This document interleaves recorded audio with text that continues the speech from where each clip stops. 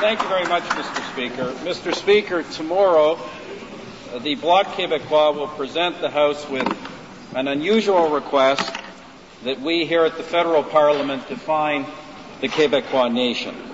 As a consequence, Mr. Speaker, with the support of the government and with the support of our party, I will be putting on the notice paper later today the following motion. La motion suivante, que cette Chambre reconnaisse que les Québécoises et les Québécois forment une nation au sein d'un Canada uni. That this House recognize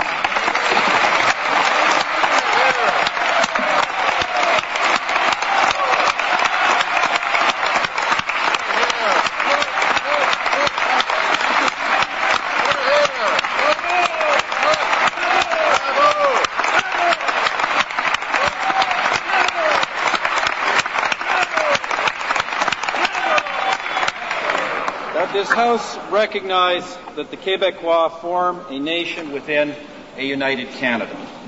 Monsieur le Président, la véritable intention de la motion du chef du Bloc et du camp souverainiste est parfaitement claire. Ce n'est pas de faire reconnaître ce que les Québécoises et les Québécois sont, mais ce que les souverainistes voudraient qu'ils soient. Pour le Bloc, il n'est pas question du Québec en tant que nation. L'Assemblée nationale s'est déjà prononcée là-dessus. Il est question de séparation. Pour eux, nation veut dire séparation.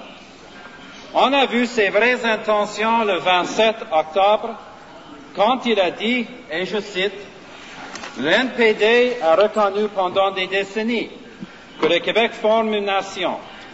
Mais à chaque référendum, ils agissent en contradiction avec les positions qu'ils ont prises. » Et fin de citation. En d'autres mots, si on reconnaît les Québécois comme nation, il faut voter oui à un référendum sur la séparation. Et la tentative du chef bloquiste d'entraîner les Québécoises et des Québécois de bonne foi à appuyer la séparation malgré eux rappelle les trappes à homard de son mentor, Jacques Parizeau. Mais les Québécois ne sont pas dupes de ces tactiques maladroites. L'ancien premier ministre péquiste, Bernard Landry, a demandé la question suivante, et nous devons confronter à cette question.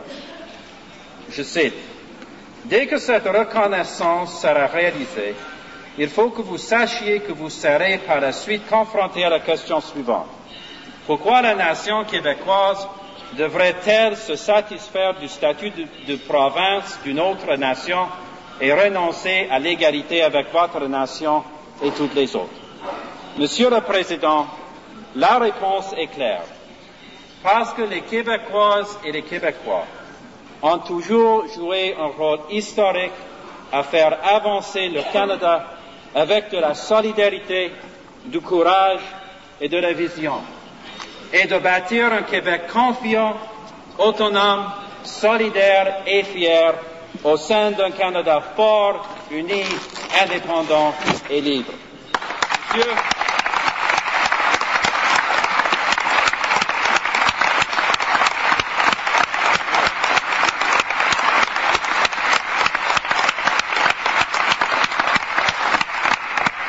Monsieur le Président, en débarquant à Québec, Champlain ne s'est pas mis à dire « ça ne marchera pas, c'est trop loin, il fait trop froid, c'est trop difficile ».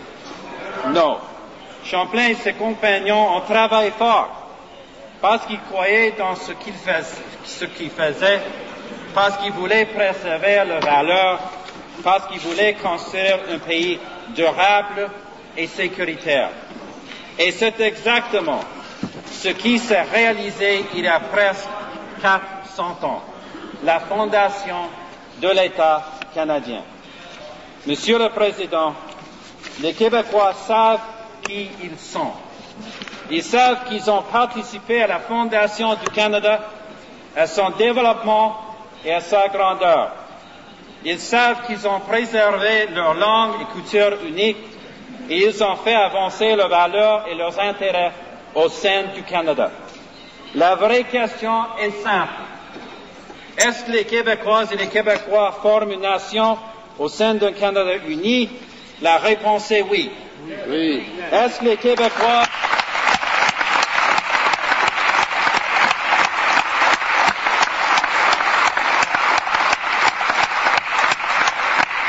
Est-ce que les Québécoises et les Québécois forment une nation indépendante du Canada?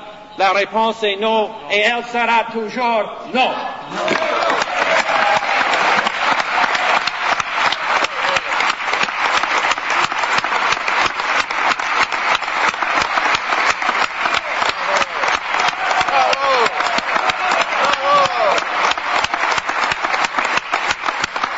Monsieur le Président, tout au long de leur histoire, les Québécoises et les Québécois ont toujours reconnu les prophètes de malheur et les véritables guides de leur destin. Mr. Speaker, once again, the leader of the Bloc and his separatist friends are not concerned with defining who Quebecers are, but rather what they want them to become, a separate country. The separatists don't need the Parliament of Canada to define what is meant by the sociological term nation. My preference, Mr. Speaker, has been well known. I believe that this is not the job of the federal parliament. It's the job of the legislature of Quebec. But the Bloc Québécois has asked us to define this, and perhaps that's a good thing, because it reminds us that all Canadians have a say in the future of this country.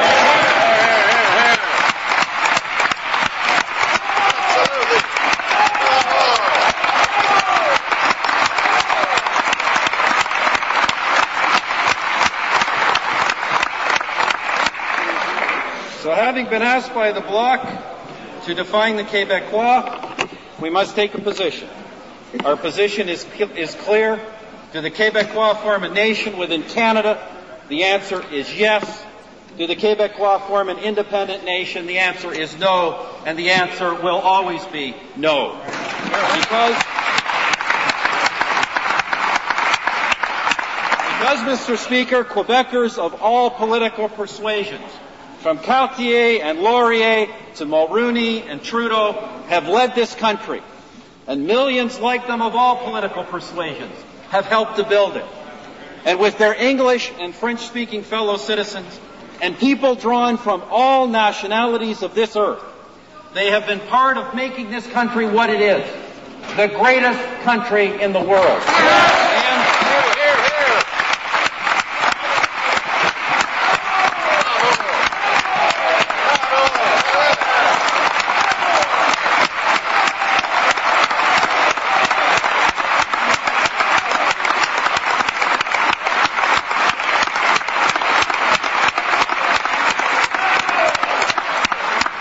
Mr. Speaker, to what it is to millions more who live in a dangerous and dividing world, this country is a shining example of the harmony and unity to which all peoples are capable and to which all humanity should aspire. Mr. Speaker, I say to my Federalist colleagues, and I also say to the Separatist side, that we here will do what we must, what our forefathers have always done, to preserve this country, Canada, strong, united, independent, and free.